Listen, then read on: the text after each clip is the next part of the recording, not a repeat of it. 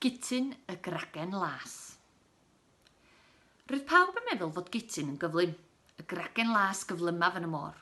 Roedd y môr gyflym, doeddech chi ddim yn gallu ei weld yn symud. 1 munud roedd o'n gorwedd efo'i ffrindiau yn tynnu coes a hel straeon. Yn sydyn roedd o wedi diflannu ac yn dweud jocs os griw arall o gregyn gleision. Ond nid cyflym oedd o. Roedd Gutun yn gallu teleportio neu chwink deithio. Wrth gael lygaid yn dyn, roedd o'n gallu meddwl am rhywle arall a mynd yno'n syth bin. Roedd o hyd yn oed yn gallu cael lygaid a meddwl am y barif mawr wrth ymyl Australia a bod yno mewn chwinciad. Ond oedd o ddim yn hoff iawn o deithio'n rhy bell. Roedd o'n hoffi bod efo'i deulu a'i ffrindiau. Pob un o'r 34,721 oedd yn byw yn y bae efo fo.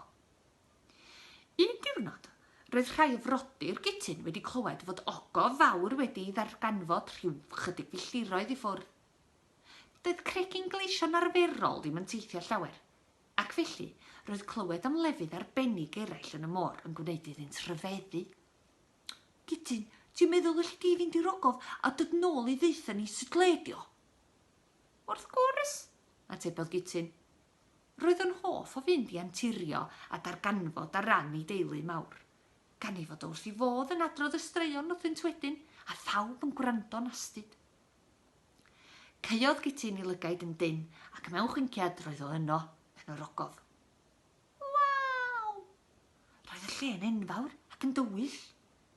Yn ansydyn, gwelodd Gutun rhywbeth yn symud, yn slei ac araf. Daeth 6 octopus mawr tuag ato o dywyllwch yr ogof. O, helo, doeddwn ni ddim yn gwybod fod neb arall yma, meddai Gutun yn gwrtais. O, mae'n ddrwg i ni, ddech gartre chi di hwn. O, dwi'n anturiwr, da chi'n gweld, a mae gen i'r gallu i deithio un lle i llall mewn chwinciad drwy gael y llygad yn dyn, da chi'n gweld, a... Roedd Gutun yn parablu'n ddi-stop pan oedd o'n nerfus. Ond cyn iddo allu cario ymlaen, meddai'r pen octopus. O, ti ydi Gutun y Gragen Las arbennig, felly? Ia, am hwn i, meddai Gutun yn falch.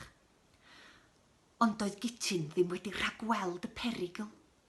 Roedd yr octopus eisiau defnyddio gallu arbennig Gutun i'w helpu nhw i wneud rhywbeth drwg. Roedd ganddyn nhw gynllun. Ar ddiwrnod hiraf y flwyddyn, roedden nhw am ddwyn y perlau o ogofanc ac imychiaid.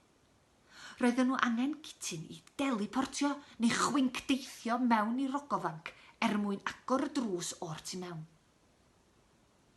Be? Allai ddim gwneud hynny, siŵr? Dyna lle mae'r perlau'n cael ei gwarchod. Mae'n bwysig yn bod ni'n cadw perlau'r môr yn saff. Atebodd Gutun. Os na neud i beth da ni'n ei ofyn, bydd dy deulu mawr gwirion di yn diflannu fesul cannoedd, meddai'r octopus, a'i geg llysnafeddog yn agos at wyneb Gutun bach. Suddodd yn ôl i'w gragen, caeodd ei lygaid yn dyn a meddwl am adra. Mewn chwinciad, roedd o yno'n syth bin. Ond roedd o wedi dychryn am ei fywyd. Wel, sut leodd yr ogof? Holodd un o'i frodyr wrth iddyn nhw aros yn eiddgar am y stori fawr. Ond oedd Gutun ddim ateb. Roedd arno ofn. Dwyn y perlau o ogofanc ac imychiaid. Doedd hynny ddim yn iawn o gwbl. Yn sydyn, meddai un o'r cregyn eraill. Ble mae wncwl Greg a'r Gregs bach i gyd? O na, meddyliodd Gutun, roedd y cregyn glas yn dechrau diflannu. Sylweddolodd nad oedd ganddo ddewis ond helpu'r octopus drwg a dwyn y perlau mwyn cadw ei deulu'n ddiogel. Roedd diwrnod hiraf y flwyddyn mewn ychydig ddyddiau ac roedd yn rhaid i Gutun fod yn barod. Ond oedd Gutun ddim yn gwybod ar y pryd y byddai o'n llwyddo i gadw ei deulu'n ddiogel ac yn llwyddo i gadw holl greaduriaid y môr yn ddiogel, gyda chymorth arwyr arbennig eraill ar ddiwrnod hira'r flwyddyn.